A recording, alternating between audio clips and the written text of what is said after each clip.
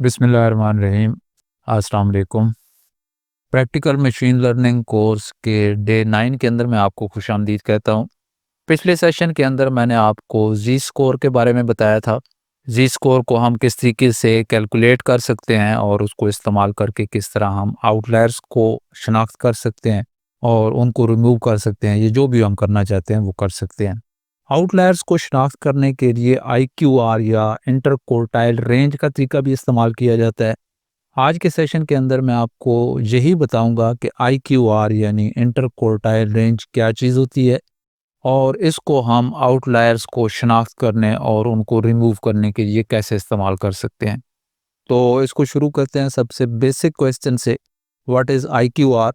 IQR या inter quartile range है क्या चीज़?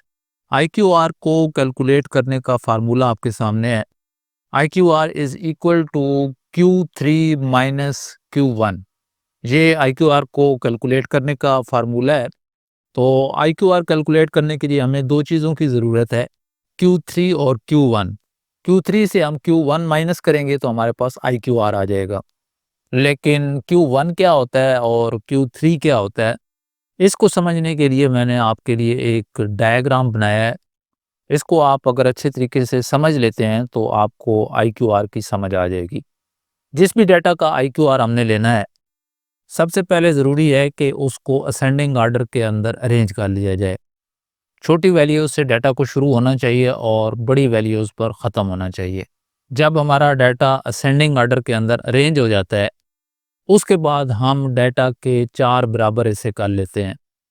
चूँकि डाटा को 4 हिस्सों के अंदर तक़सीम किया जाता है, इस वजह से इनको क्वार्टर्स भी कहा जाता है। जो पहला क्वार्टर है उसको Q1 से ज़ाहिर किया जाता है, जिसके नीचे मैंने रेड कलर की लाइन लगाई है। इसी तरीके से दूसरे क्वार्टर को Q2 और तीसरे क्वार्टर को Q3 कहा जाता है। अब इस जगह पर काफ़ी लोग कंफ्यूज हो जाते हैं, इसी वजह से मैंने नीचे 3 मुख्तलिफ कलर्स की लाइंस भी लगा दी हैं और उनके टाइटल्स भी उनके मैचिंग कलर के अंदर दिए हैं। लेकिन इसके बावजूद कुछ लोगों को इसमें मुश्किल पेश आती है। समझने में आसानी के लिए मैं आपको इसकी एक मिसाल देता हूँ, जो इस पर काफ़ी हद तक फिट आ जाती है, लेकिन एक लिहाज से वो मैच नहीं करती, वो भी इंशाल्लाह मैं आपको बताऊँगा। तो आसानी के लिए समझ लें कि ये पूरा जो नीला डब्बा आपके सामने है, ये आपका डाटा है। आप फ़र्ज़ कर लें कि ये एक ब्रेड का पीस है। सबसे पहले आपने छुरी की मदद से उसको 2 बराबर हिस्सों के अंदर तक़सीम कर लेना है। जिस पॉइंट से आप उस ब्रेड को काटेंगे, उस पॉइंट को मीडियन कहा जाता है, क्योंकि वो ब्रेड का बिल्कुल सेंटर है। 50% ब्रेड एक साइड पर है और 50% दूसरी साइड पर है। Q1 और Q2 एक साइड पर हैं और Q3 और Q4 दूसरी साइड पर हैं। तो मीडियन आपकी ये दरमियान वाली लाइन है जिसके ऊपर मैंने एक छोटा सा रेड डॉट लगाया हुआ है। अब अगर आप उस ब्रेड के लेफ्ट साइड वाले हिस्से के 2 बराबर हिस्से करते हैं, तो वो Q1 और Q2 हो जाएंगे और राइट साइड वाले हिस्से के मज़ीद 2 हिस्से करते हैं तो वो Q3 और Q4 हो जाएंगे। हमारी कैलकुलेशन के अंदर अगरचे हमें Q4 की ज़रूरत नहीं है, लेकिन Q3 को शनाख्त करने के लिए हमने Q4 को लाजमी तौर पर अलग करना है। Q4 वाले पार्ट को जब हम काट के अलग कर देंगे तो पीछे हमारे पास Q3 रह जाएगा। आपने ब्रेड के 4 टुकड़े कर लिए हैं। चूँकि चौथे हिस्से यानी Q4 की हमें ज़रूरत नहीं है तो उसको हम बिल्कुल अलग कर देंगे। पीछे हमारे पास 3 टुकड़े मौजूद होंगे यानी Q1, Q2 और Q3। यहाँ पर अब आपने इन लाइंस को समझना है। ब्रेड का पहला टुकड़ा उठा के आप सामने रखें, ये आपका डाटा का Q1 है। उसके बाद उसके साथ जोड़कर दूसरा हिस्सा रखें, तो अब पहला और दूसरा हिस्सा मिलकर Q2 बनाते हैं। नीचे अगर आप Q2 वाली ग्रीन लाइन को देखें, तो ये लाइन भी बता रही है कि पहले 2 पार्ट मिलकर Q2 होंगे। फिर जब आप तीसरा हिस्सा भी साथ रख देंगे तो ये Q3 हो जाएगा।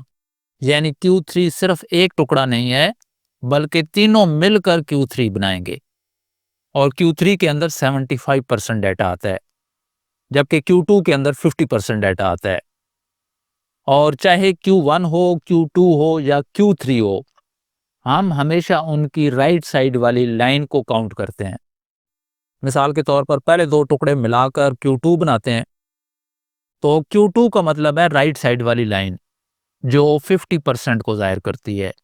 इसी वजह से Q2 को डाटा का मीडियन भी कहा जाता है, क्योंकि यही पॉइंट है जो डाटा का सेंटर है।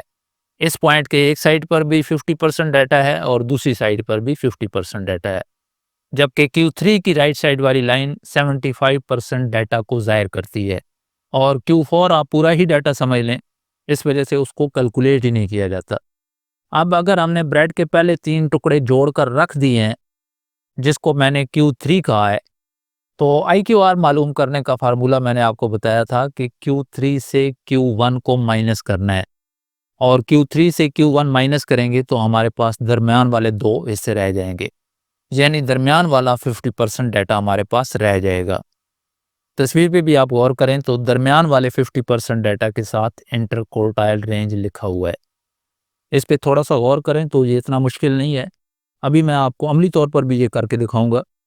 लेकिन ये ब्रेड वाली मिसाल हमारे असल डाटा के साथ मैच इसलिए नहीं करती क्योंकि जब हम ब्रेड के 4 टुकड़े करेंगे तो वो चारों टुकड़े बराबर होंगे। लेकिन जब हम डाटा के 4 टुकड़े करते हैं तो डाटा अपनी डिस्ट्रीब्यूशन के लिहाज से फैला हुआ होता है, लेकिन ज़्यादातर डाटा मीडियन के नज़दीक होता है। इस वजह से हमारा ज़्यादातर डाटा IQR के अंदर आ जाता है। ये चीज़ मैं अभी आपको अमली तौर पर भी करके दिखाता हूँ। एक डाटा लेकर उसका IQR निकाल के देखते हैं ताकि आपको इसकी ज़्यादा बेहतर तरीके से समझ आ जाए। तो हमारे पास लोगों की एज का डाटा है, टोटल 20 लोगों की एज का डाटा है। पहले शख्स की एज 12 साल है, दूसरे की 14 है, तीसरे की 22 है और चौथे की 16 साल है। इससे ज़ाहिर होता है कि हमारा डाटा तरतीब के अंदर नहीं है। सबसे पहले हमने इसको असेंडिंग आर्डर के अंदर करना है, यानी छोटी वैल्यूज़ पहले आएंगी और बड़ी वैल्यूज़ बाद में आएंगी। नीचे वाला डाटा सॉर्टिंग के बाद का है, 12 और 14 के बाद 16 आ गया और 22 आगे अपनी जगह पे चला गया है। और हमारे पास 3 ऐसे लोग हैं जिनकी उम्र 22 साल है। अब सबसे पहले हमने उसी तरीके से अपने डाटा को 2 टुकड़ों के अंदर तकसीम करना है, जैसे मैंने आपको पहले बताया था। और वहाँ पे मैंने आपको बताया था कि Q3 की जो नीचे वाली लाइन है और Q2 की ऊपर वाली लाइन, उसको मीडियन या Q2 कहा जाता है, जिसके एक तरफ भी 50% डाटा होता है और दूसरी तरफ भी 50% डाटा होता है। तो अब हमने अपने इस डाटा का मीडियन लेना है या Q2 लेना है और हमारे पास टोटल 20 लोगों का डाटा है। अगर ये 19 लोग होते तो फिर तो बहुत आसान था। हम 10 नंबर डाटा पॉइंट यानी 25 को चूज़ कर लेते और 9 डाटा पॉइंट एक साइड पर होते और 9 दूसरी साइड पर। लेकिन चूंकि ये इवन नंबर्स हैं तो 20 डाटा पॉइंट्स का मीडियन लेने के लिए हम 10 नंबर और 11 नंबर डाटा पॉइंट्स की वैल्यूज़ की एवरेज ले लेंगे। ये 25 और 28 हैं, इनको जमा करके इनको 2 पर डिवाइड करेंगे और हमारे पास Q2 आ जाएगा 26.5। अब हमने डाटा का मीडियन या Q2 फाइंड कर लिया है। अब हमने Q1 और Q3 को फाइंड करना है। चूंकि इवन नंबर्स हैं तो Q1 फाइंड करने के लिए भी हमें उसी तरीके से 5 नंबर और 6 नंबर डाटा पॉइंट को लेना होगा। उनकी वैल्यूज़ का एवरेज लेंगे 19 + 20 और इसको 2 पर डिवाइड कर देंगे तो Q1 हमारे पास आ जाएगा 19.5। बिल्कुल इसी तरीके से Q3 को फाइंड करने के लिए हम 15 नंबर और 16 नंबर डाटा पॉइंट्स की वैल्यूज़ को सम करेंगे और उनको 2 पर डिवाइड कर देंगे तो हमारे पास Q3 आ गया है 41। अब हमने IQR यानी इंटर क्वार्टाइल रेंज को फाइंड करना है, जो मैंने आपको बताया था कि Q3 से Q1 को माइनस करना है। तो 41 माइनस 19.5 ये आ जाएगा 21.5। जब हमारे पास किसी भी डाटा का IQR आ जाता है, अब सवाल ये है कि IQR की मदद से हम आउटलायर्स को कैसे शनाख्त करेंगे। जब हमारे पास IQR आ जाता है तो इसकी मदद से हम एक लोअर बाउंड और एक अपर बाउंड डिफाइन कर सकते हैं। लोअर बाउंड से जो नीचे डाटा पॉइंट होंगे वो भी आउटलायर्स में आएंगे और अपर बाउंड से जो ऊपर डाटा पॉइंट्स होंगे वो भी आउटलायर्स के अंदर आएंगे। लोअर बाउंड को डिफाइन करने का फार्मूला भी आपके सामने है, Q1 - 1.5 मल्टीप्लाई बाय IQR। इसी तरीके से अपर बाउंड के लिए Q3 plus 1.5 multiply by IQR। हमारा जो लोअर बाउंड है वो -12.75 है और अपर बाउंड 73.25 है। यानी जिस भी शख्स की एज -12.75 से कम होगी वो भी आउटलायर होगा और जिसकी एज 73.25 से ज़्यादा होगी वो भी आउटलायर होगा। अब हमारे पास जो सबसे छोटा नंबर है वो 12 है, तो लोअर बाउंड को अगर हम देखें तो हमारे पास कोई आउटलायर नहीं है और सबसे बड़ा नंबर हमारे पास 100 है जो 73.25 से ज़्यादा है, तो ये आउटलायर है। आप इसी चीज़ को पाइथन के कोड के अंदर भी देखते हैं। ये वही नोटबुक है जिसके अंदर मैंने आपको जी स्कोर कैलकुलेट करने का तरीका बताया था। ये ऊपर वाले सेल में एक दफ़ा रन कर देता हूँ।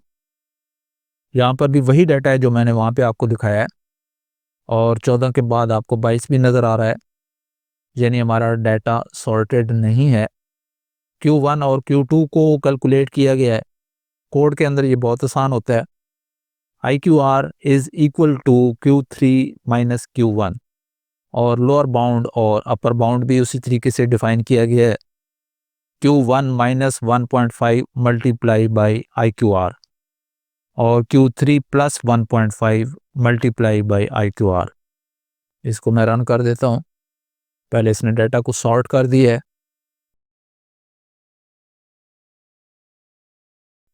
Here are the outliers। इससे कंफ्यूज नहीं होना, ये असल में हमें आउटपुट पूरी नज़र नहीं आ रही। अब हमारे पास आउटपुट पूरी आ चुकी है, तो हमारे पास सिर्फ एक आउटलायर है जो 19 नंबर इंडेक्स पर मौजूद है। जब हम डाटा का बॉक्स प्लॉट बनाते हैं तब भी हमें आउटलायर्स नज़र आ जाते हैं। इसको भी मैं रन कर देता हूँ, तो इस बॉक्स प्लॉट के अंदर भी आपको एक आउटलायर बिल्कुल वाज़ेह नज़र आ रहा है जो हमारे पास 100 है। बॉक्स प्लॉट की मदद से हमें आउटलायर्स भी नज़र आते हैं और अगर हमारा डेटा टेढ़ा है तो वो भी बहुत वाज़ेह नज़र आ जाता है। आपको समझाने के लिए यहाँ पर मैंने नीचे दो मुख्तलिफ डाटा सेट्स जनरेट किए हैं।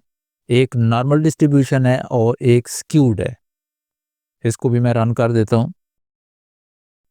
पहला बॉक्स प्लॉट नॉर्मल डिस्ट्रीब्यूशन वाले डाटा का है जो नॉर्मल अंडरस्कोर DF के वेरिएबल के अंदर है। इसके अंदर भी अगरचे आपको आउटलायर्स नज़र आ रहे हैं लेकिन फिर भी डाटा नॉर्मल है। और ये दूसरा बॉक्स प्लॉट स्क्यूड डाटा का है। इसमें आपको आउटलायर्स भी नज़र आ रहे हैं और डाटा बिल्कुल एक साइड पर झुका हुआ है, या इसको आप टेढ़ा भी कह सकते हैं। और मैंने आपको बताया था कि आउटलायर्स हमारे डाटा की डिस्ट्रीब्यूशन को ख़राब कर देते हैं। इसको समझने के लिए मिसाल के तौर पर जो हमारे पास आउटलायर है 100,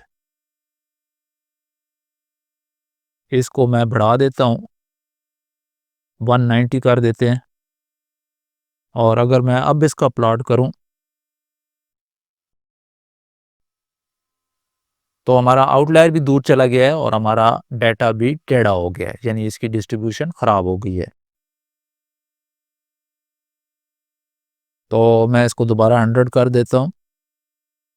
ये नोटबुक चूँकि आपके पास आ जाएगी तो आप इस पर मज़ीद भी प्रैक्टिस कर सकते हैं। इसके अलावा भी मैंने आपको बताया था कि आउटलायर्स को हैंडल करने के और भी बहुत सारे तरीके हैं, लेकिन अगर सारे तरीके मैं कवर करना शुरू कर दूँ तो ज़ाहिर है उसके लिए बहुत ज़्यादा टाइम चाहिए और हमारा ये मशीन लर्निंग का कोर्स बहुत लंबा हो जाएगा। इस आखिरी सेल के अंदर मैंने के मीन्स क्लस्टरिंग का कोड डाल दिया है। ये मशीन लर्निंग का एक तरीका है जिसकी मदद से हम आउटलायर्स को शनाख्त कर सकते हैं। ये नोटबुक चूँकि आपके पास आ जाएगी तो बेहतर ये है कि आप इस तरीके पर भी प्रैक्टिस करें और इसको भी समझने की कोशिश करें। इसकी सारी तफसील आपको SK लर्न की वेबसाइट पर मिल जाएगी। इस सेशन को एंड करने से पहले मैं आपको एक और चीज़ भी वाज़ेह कर दूँ। IQR को समझाते हुए मैंने आपको मुख्तलिफ क्वार्टर्स का हवाला दिया है। क्वार्टर और क्वार्टाइल सेम ही होते हैं, किसी भी चीज़ का चौथा हिस्सा होता है, लेकिन इसमें थोड़ा सा फ़र्क है। क्वार्टर आमतौर पर फाइनेंस के शोबे के अंदर इस्तेमाल होता है या पीरियड को ज़ाहिर करने के लिए इस्तेमाल होता है। जिस तरह साल का पहला क्वार्टर है तो इसका मतलब है साल के पहले 3 महीने यानी जनवरी, फरवरी और मार्च, और साल का आखिरी क्वार्टर अक्टूबर, नवंबर, दिसंबर होगा। इनको भी Q1 और Q2 की तरह ही लिखा जाता है। लेकिन जब हमारा वास्ता डेटा के साथ पड़ता है तो यहाँ पर हम इनको क्वार्टाइल कहते हैं। तो ये चीज़ आपने याद रखनी है और हमेशा क्वार्टाइल का लफ्ज़ इस्तेमाल करना है। क्वार्टर का लफ्ज़ मैंने सिर्फ आपको समझाने के लिए इस्तेमाल किया है। तो जब दूसरे लोगों से आपका वास्ता पड़ेगा या आप किसी बुक के अंदर मज़ीद स्टडी करते हैं तो आपको वहाँ पर क्वार्टाइल ही मिलेगा। लिखने में हम आमतौर पर दोनों को एक जैसे लिख देते हैं, यानी Q1 और Q2 वगैरह, लेकिन ये पढ़ने में मुख्तलिफ है। Q1, Q2 और Q3 आपको 5 नंबर समरी के अंदर भी मिलते हैं। 5 नंबर समरी या IQR दोनों ही डाटा एनालिसिस के दो मुख्तलिफ टूल्स हैं, लेकिन इन दोनों का फोकस मुख्तलिफ है। 5 नंबर समरी के अंदर हमें Q1, Q2 और Q3 मिल जाता है, लेकिन इनके साथ हमें मिनिमम वैल्यू और मैक्सिमम वैल्यू भी मिल जाती है। तो ये हमारे 5 नंबर पूरे हो जाते हैं। किसी भी डाटा की 5 नंबर समरी जब हम देखते हैं तो हमें उस डाटा का अंदाज़ा हो जाता है। हमें डाटा का Q2 यानी मीडियन भी नज़र आ रहा होता है और मिनिमम और मैक्सिमम वैल्यूज़ भी नज़र आ जाती हैं। इनकी तरतीब ये है कि सबसे पहले मिनिमम वैल्यू होती है, फिर Q1, Q2 और Q3 और आखिर में मैक्सिमम वैल्यू होती है। तो इस 5 नंबर समरी के अंदर जो Q1, Q2 और Q3 होते हैं, ये भी वही क्वार्टाइल हैं, इनमें कोई फ़र्क नहीं है। लेकिन ये सेशन चूँकि 5 नंबर समरी के बारे में नहीं है, तो इस पे मैं ज़्यादा बात नहीं करूँगा। ये बताने का मकसद ये है कि आपने डाटा के साथ डील करते हुए हमेशा क्वार्टाइल का लफ्ज़ इस्तेमाल करना है। अल्लाह हाफ़िज़।